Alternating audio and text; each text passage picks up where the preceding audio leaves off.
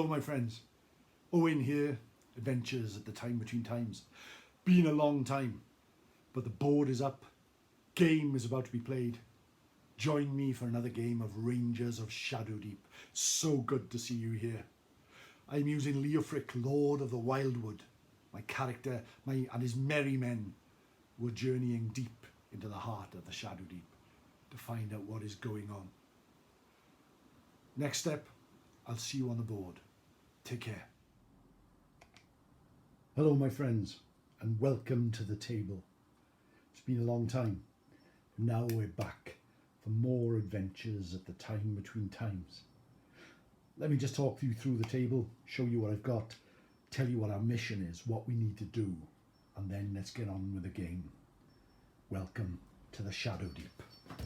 Oh, I've got to make my way around here. I haven't got much room, so I hope I don't knock you out of focus. No, we're looking good.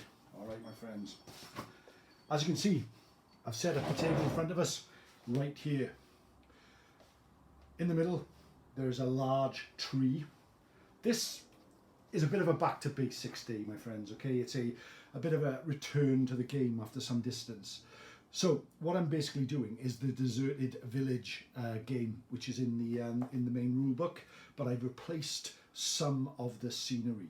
Rather than buildings, we have an ancient ring of standing stones. It's been there since eternity.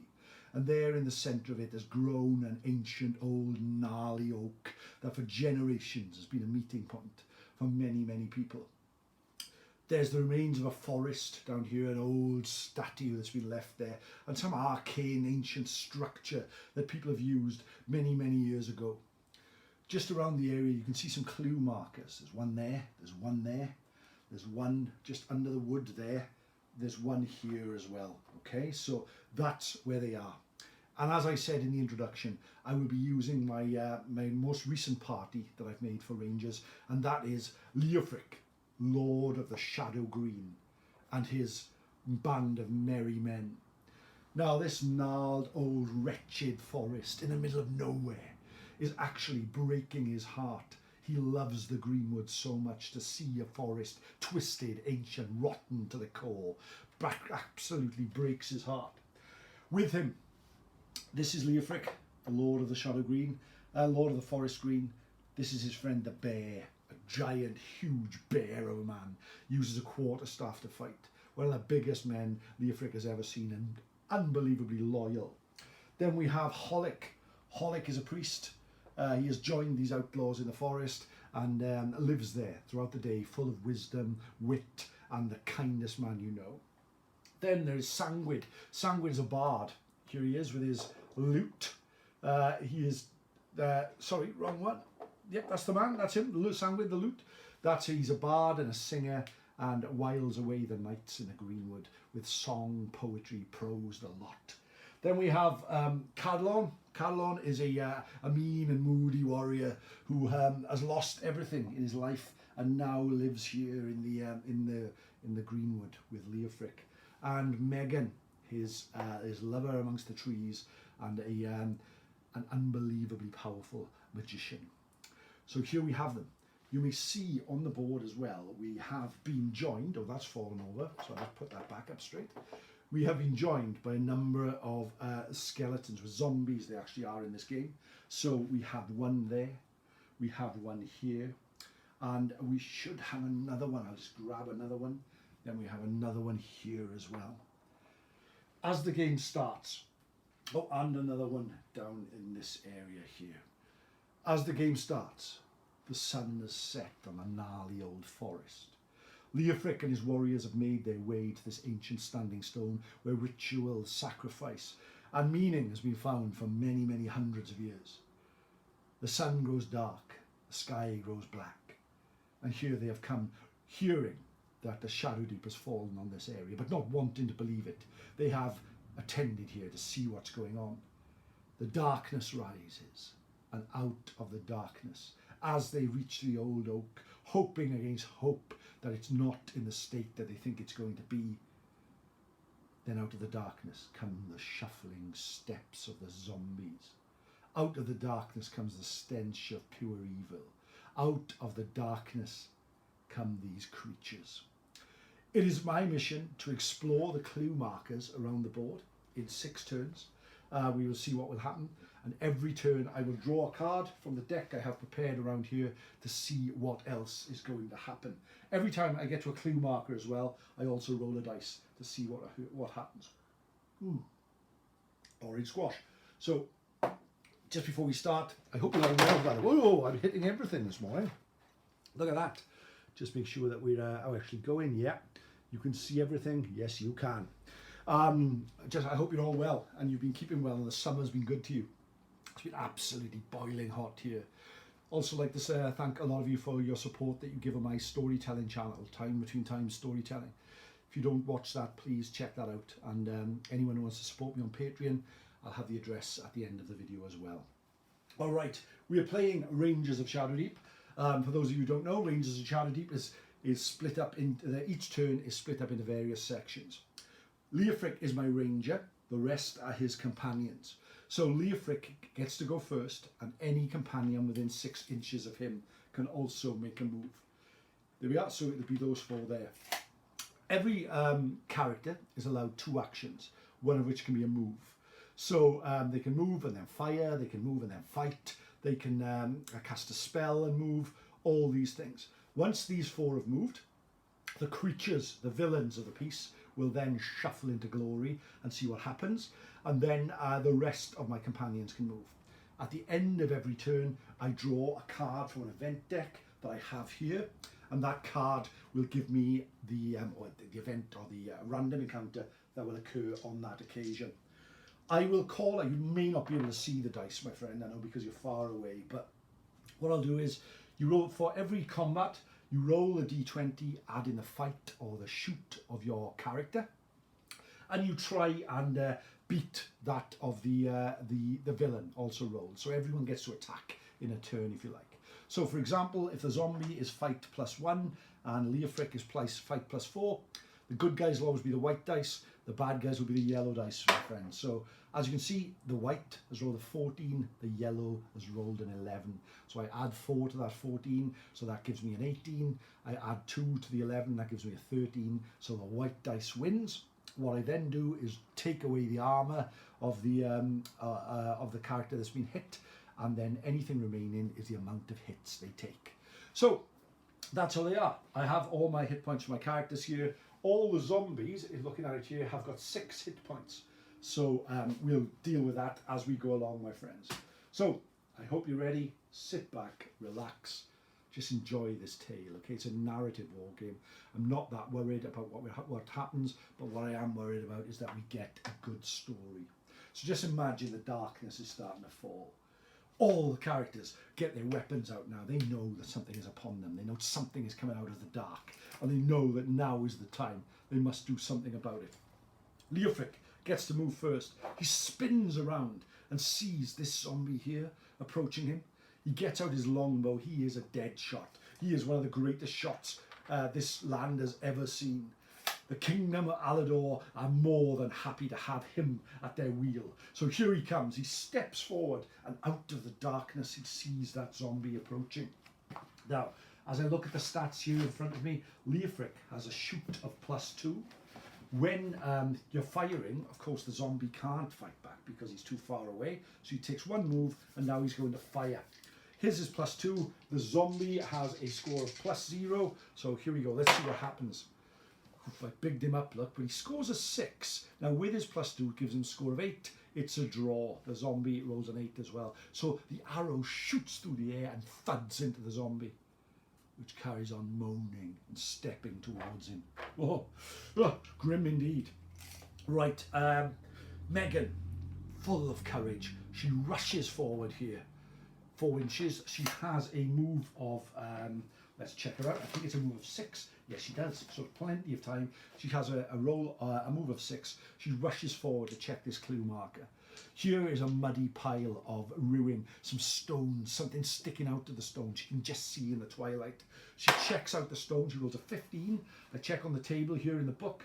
Herbs. You have found some herbs discarded by one of the villagers. Roll once on the herbs and potions table to see what you have discovered. You may give this to any member of your company after the scenario. So let's have a look at the herbs and potions table just in the book here. I'll just make my way through it. Lovely game, Rages of Shadowdeep, my friends, to play by yourself. It's something that can while away a couple of hours here and there, and it's something that's really, really good if you enjoy this sort of campaign play in your games. I really enjoy it. It's been, over the pandemic, etc., it has been my sort of go-to game, if you like. It really, really has been a help and a distraction in these horrible times. She rolls a d20, she gets 15 again. What are the chances of that? Explosive cocktail. Oh, okay, so what is that? She finds an explosive cocktail. So let's have a look. Where can that be? Explosive cocktail. Now that is obviously something else that isn't on the actual bits and bobs that we've got here. So potion of 4, potion of healing, explosive cocktail isn't here. So that's a good start, isn't it? It's probably somewhere in the book here. I'm going to keep it for the next scenario anyway at the moment. So we'll just keep it there. She finds that and stuffs it in her bag. That's her turn. Now it is time for the bear. The bear has a 6-inch move. You can always move, you can always check where you are. It's not quite enough to get him into combat with the upcoming zombie. But he's going to move forward and just stand with Megan there, making sure all is well.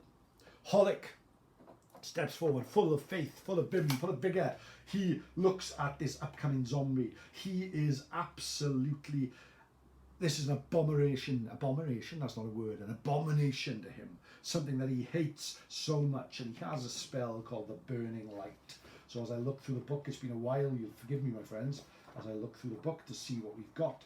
He has a spell here which he's going to use, that Burning Light spell. Now I'm sure that is something that will do really well against undead. Here it is. Make a +3 attack against all undead creatures within 8 inches and line of sight of the caster. Well within 8 inches, well within line of sight. He utters a language as old as the mountains and as capricious as the sea, and casts a spell. His is the white dice, yellow is there. 5 he rolls, and the zombie rolls a 2. So, yes, he hits the zombie with a burning light. Boom, it shoots out of his hand and it hits him, but unfortunately it only rolls an 8. Now the zombie has an armour of 12, so it bashes against the zombie, illuminates it in some glowing light. Just for a second you get to see the zombie's rotting face, but unfortunately it keeps on coming, unhurt. And now we move on to the creature's turn. The zombies have a move of 4. This zombie is well within range of Holic, so strides forward to fight him that way. It brings up the rotten club that it has and starts to bring it down on our friend. Holic has a fight of +0, so has the zombie. So it's a straight up choice. Oof, the zombie rolls a 17. Holic rolls a 15. So the zombie has a +0, Holic has a +0, so it's a straight roll. Beats Holic by 7. Holic's armour is his armour is 10. He takes 7 hit points. He has 12, that leaves him on 5. The zombie brings the broken tree branch through the air and smashes it into Holic's side of the head, stunning him completely. He's still okay, but oh gosh, these are dark days. This zombie is not quite in charging distance. It can't attack Leofric, but it strides forward that way. This one, again, in a similar position, moves forward. This one, out of the darkness, we've not seen it before, straight behind and attacks Sangwid, grabbing him from behind. He spins around and sees this horrible creature just before him. Okay, let them do battle. Sangwid has +2, the zombie has +0, so let's see exactly what comes. Oh my gosh, am I going to be that unlucky again today? The zombie has a 17, Sangwid rolls an 11, so the zombie beats him by that score. Take away Sangwid's armour, which is 10. He also takes 7 hit points of damage, leaving him on 5. Almost choking through his neck, the zombie suddenly drives into his knees. Sangwid is in trouble, but battles back. Okay, it's my companion's turn. So I have 2 companions who haven't moved. So we have Sangwid and we have Carlon. Carlon here is going to rush forward and attack that zombie right in front of him. He's got a fight of +3. He's very handy in a fight. Let's see how handy. A 10 and a 3. Yes, so he actually beats the zombie this time, which is great to see. But only scoring a score of 13. The zombie only scores 3, so does nothing. The zombie has an armor of 12, so he takes 1 hit point of damage. Isn't very much, but gets forced back, which is there. And Sangwid and the other zombie are going to fight as well. Sangwid the Bard has fight +2, so he's going to do battle here as well. Oh no, he's done well. He scores 18 altogether, 16 +2 to the zombie's 6. So although the zombie was in the process of choking him out, he brings out a hidden dagger and stabs the zombie under the chisel. Taking away, it goes limp in front of him as he hits it for 6 points of damage, which is exactly the amount of damage the zombie has. What a great move there. Lovely. We like that. That, my friends, is the end of that turn. Or would be. But, whoa, and I hit that as well. My studio is very, very, very... it's a bit like a prisoner cell block H set, if you remember such things. It's very, very flimsy. So let's hold it. I've got a set of cards here. This is all draw a random one. I draw the 4, number 4. So let's see what number 4, when I look in the book again, brings into action here at the end of the turn. Number 4, let's have a look. Where am I with my scenarios? Past it, I think. Yes, I have. Number 4, which is red for a zombie. Place a zombie adjacent to one randomly determined clue marker. Okay, all right. So 1 to 5, 5 to 10, 10 to 15, 15 to 20. Let's have a look. I roll this green dice here. 1 to 5. So it's the third one. So it's there. So we've got a zombie appears out of the ground over there and claws its way across. So we've lost one zombie, but we still have another one. We move on to turn 2, and we're straight into action with Leofric. Now, Leofric, this zombie has approached him, attacking him. He takes a step back towards the oak, knowing there is safety in that tree, a tree that goes back centuries, but brings up his bow again, dead shot that he is, and brings it to his eye and fires and scores 3. So the arrow flies off into the night, never to be seen again. Right, we have action here. I'm going to go with the bear. The bear sees the zombie attacking Holic and rushes forward to aid him. The bear is a monster in combat with fight +4. Bringing up his quarterstaff, his two-handed weapon, he brings it round, scores 15. The zombie scores 17. So the zombie, they were both masters, but the zombie, the bear scores 50. It's 19 compared to the zombie's 17. So he just manages to best him, but by besting him with 19, take away his armor of 12, he hits him for 7 points of damage, smashing him into 2 pieces. The zombie falls limp to the ground, which is good. Megan.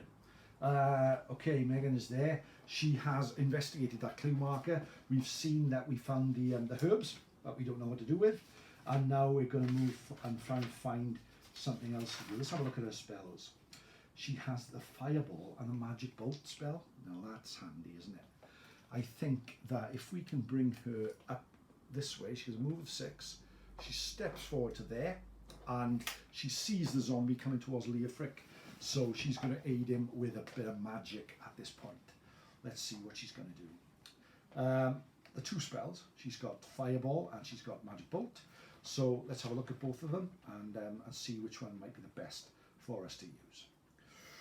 Okay, let me go back to the spells. Right, spell list. She has Fireball, which is pick a point within the line of sight. All figures within 2 inches of that point suffer a +3 shooting attack. Probably best used for groups of villains. And she has Magic Bolt. So let's have a look what that is going to bring. Magic Bolt. Spell list. Magic Bolt. +5 shooting attack against 1 figure within a line of sight. That's the one she's going to use at this point. So it's a +5 shot. So it's very, very good. She fires and rolls a 3. Gives a score of 8. The zombie scores 11. So again, this zombie He is relentless. That arrow, that magic bolt flies off into the night and is not seen again. Holic. Okay, Holic.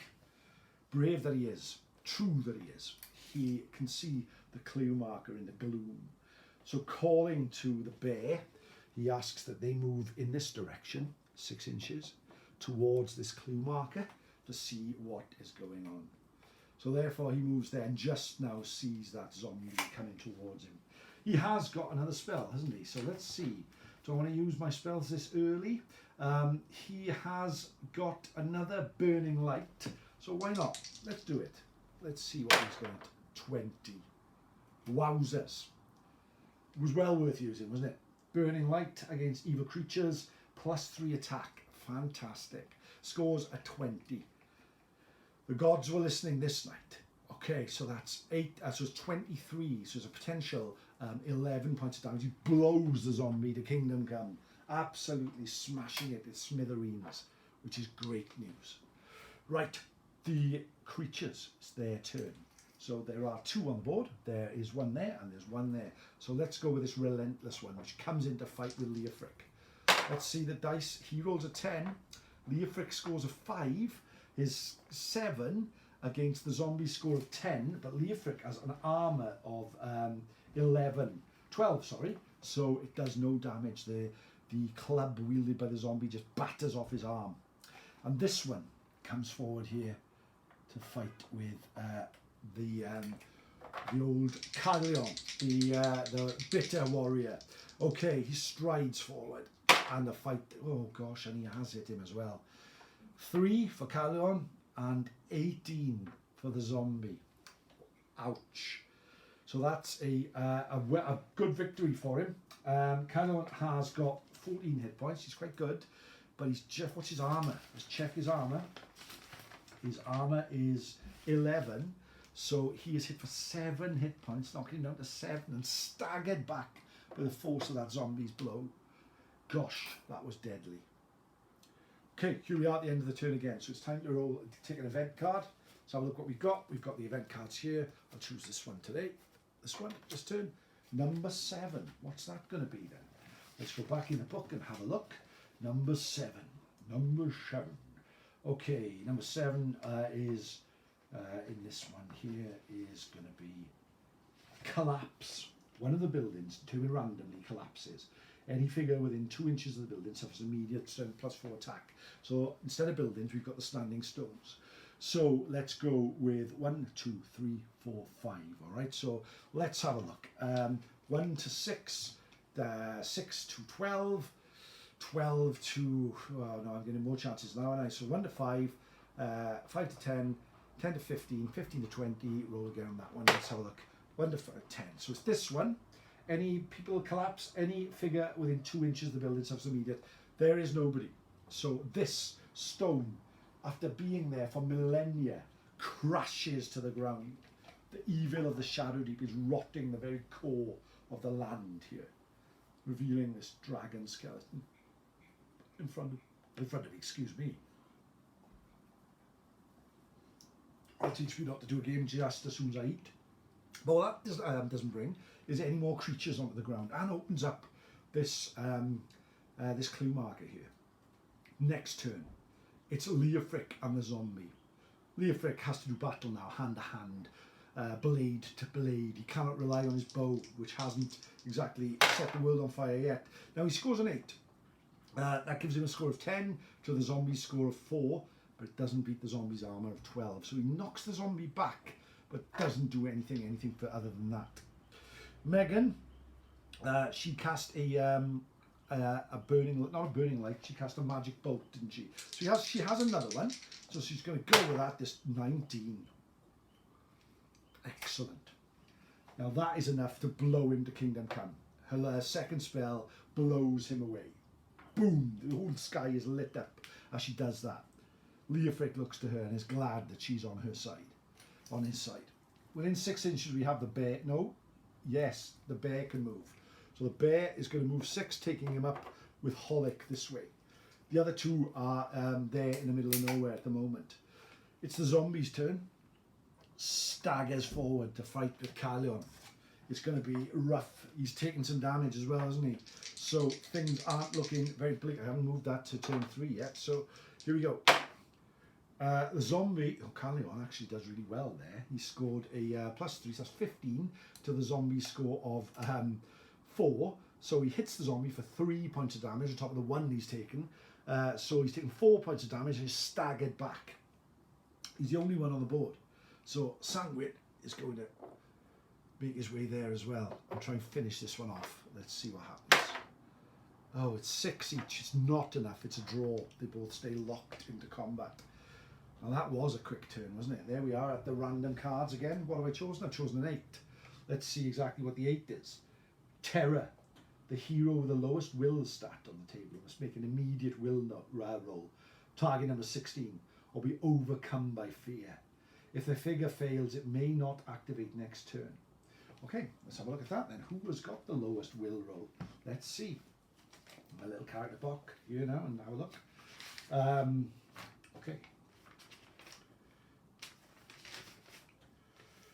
Right. Here we go. Find the page. Bear has +3. Leofric is +4. Holic +3. Sanguid the Bard +2. And Carleon +2 and Megan +3. So it's 1 to 5, 1 to 10 it's Carleon, or 10 plus is Sanguid the Bard. So gosh, has to take a will roll. Target number is 16. He's got +2, but still a tough roll.